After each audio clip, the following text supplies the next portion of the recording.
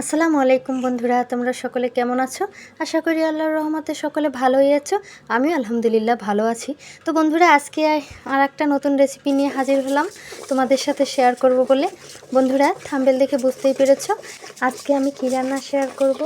বন্ধুরা, আজকে আমি কাতলা মাছের মাথা দিয়ে মুগ ডাল দিয়ে রান্না করব, আর এটাকে আমরা বলি মুড়িঘণ্ট। তো বন্ধুরা, দেখতে থাকো, সাথেই থাকো। আমি প্রথমে মুগ ডালটাকে একটা হাঁড়িতে ভেজে নিচ্ছি, আর এটা খুব সাবধানতার সাথে ভাজতে হবে যাতে নিচে লেগে না পড়ে, পুড়ে না যায়। আর এটা ভেজে তারপর আমি রেখে দিয়েছি, যতক্ষণ ঠান্ডা না হয় ততক্ষণ আমি এটাকে রেখে দেব। তারপর ধুয়ে নেব ডালটাকে। আর এখন আমি কাতলা মাছের মাথাটাকে ধুয়ে পরিষ্কার করে নিয়েছি এবং নুন হলুদ মাখিয়ে নিয়েছি। আর এখন আমি চুলায় একটি প্যান বসিয়ে দিয়েছি। তো প্যানটি গরম হলে আমি তেল দিয়ে দিয়েছি এবং কিছুটা লবণ ছিটিয়ে নিয়েছি। আর তেলটা গরম হয়েছে খুব ভালোভাবে। এখন আমি দিয়ে দিলাম কাতলা মাছের মাথাটা। কাতলা মাছের মাথাটা আমি এপিট ওপিট করে ভালোভাবে ভেজে নেব। আর এদিকে আমি কিন্তু পেঁয়াজ কুচি নিয়েছি এবং কাঁচামরিচ, মাছটা উঠিয়ে নিয়েছি প্যান থেকে। আর এখন আমি দিয়ে দিলাম প্যানে কিছুটা তেল, তারপর তেজপাতা, এলাচ, দারুচিনি, লবঙ্গ, গোলমরিচ, পেঁয়াজ দিয়ে আমি কিছুক্ষণ ভেজে নেব, 1 মিনিটের মতো। তারপর এখানে আমি দিয়ে দেব আদা রসুন বাটা, তারপর পেঁয়াজ বাটা, জিরা বাটা দিয়ে আমি 30 সেকেন্ডের মতো একটু ভেজে নেব, মশলা থেকে কাঁচা গন্ধ যাওয়া অবধি। তারপর এখানে দিয়ে দেব আমি শুকনো মরিচ বাটা। শুকনো মরিচ বাটাটা দিয়ে এখন মশলার সাথে খুব ভালোভাবে হাতার সাহায্যে মিশিয়ে নেব। এখন দিয়ে দেব কিছুটা হলুদের গুঁড়ো। হলুদের গুঁড়োটা দিয়েও আমি কিন্তু মশলার সাথে খুব ভালোভাবে মিশিয়ে নিয়েছি। আর এখন আমি এ পর্যায়ে দিয়ে দেব কিছুটা টমেটো কুচি। টমেটো কুচিটা দিয়ে এখন আবারও আমি মশলাটার সাথে খুব ভালোভাবে কষিয়ে নিচ্ছি। আর কিছুটা লবণ দিয়ে নিলাম আমি। তো মশলাটার সাথে টমেটোটা দিয়ে খুব ভালোভাবে কিন্তু এখন কষিয়ে নিতে হবে। এখন আমি কিছুটা পানি দিয়ে দিলাম, মশলাটা যাতে খুব ভালোভাবে কষানো হয়। মশলা যত ভালোভাবে কষানো হবে তরকারির স্বাদও কিন্তু ততটাই ভালো হবে। তো আমি কিন্তু খুব ভালোভাবে মশলাটা এখন কষাবো। আর এখন ঢাকনা দিয়ে ঢেকে আমি মশলাটা কষাতে দিয়ে দেব 1 মিনিটের মতো। তো আমি এখন ঢাকনাটা উঠিয়ে নিচ্ছি, মশলা যাতে নিচে পুড়ে না যায় সেদিকেও খেয়াল রাখতে হবে। তো দেখুন বন্ধুরা, মশলাটা কিন্তু খুব ভালোভাবে কষানো হয়ে গেছে।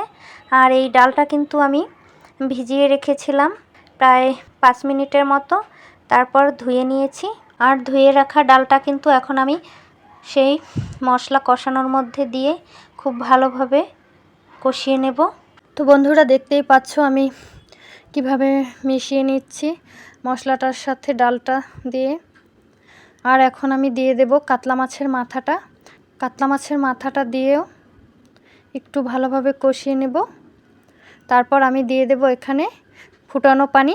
আমি কিন্তু সব রান্নাতেই গরম পানি দিয়ে থাকি, তোমরা যারা পুরানো বন্ধু তোমরা জানো। তো বন্ধুরা, তোমরা যারা এতক্ষণ ধৈর্য ধরে দেখতেছো তোমাদেরকে অসংখ্য ধন্যবাদ। আর আমার চ্যানেলে নতুন বন্ধু হয়ে থাকলে তোমাদেরকেও অসংখ্য ধন্যবাদ। আর আমার ভিডিওটি যদি নতুন বন্ধু তোমাদের ভালো লেগে থাকে তাহলে তোমাদেরকে বলবো প্লিজ আমার চ্যানেলটি সাবস্ক্রাইব করে আমার পাশে থাকতে পারো। আর বেশি ভালো লেগে থাকলে পাশের বেল আইকনটি প্রেস করে রাখতে পারো, যাতে আমি ভিডিও ছাড়া মাত্র নোটিফিকেশন আকারে পৌঁছে যায় সবার আগে তোমাদের কাছে। তো বন্ধুরা, আমি কিন্তু পরিমাণ মতো পানি দিয়ে নিয়েছি। আর এখন আমি ঢাকনা দিয়ে ঢেকে রেখেছি।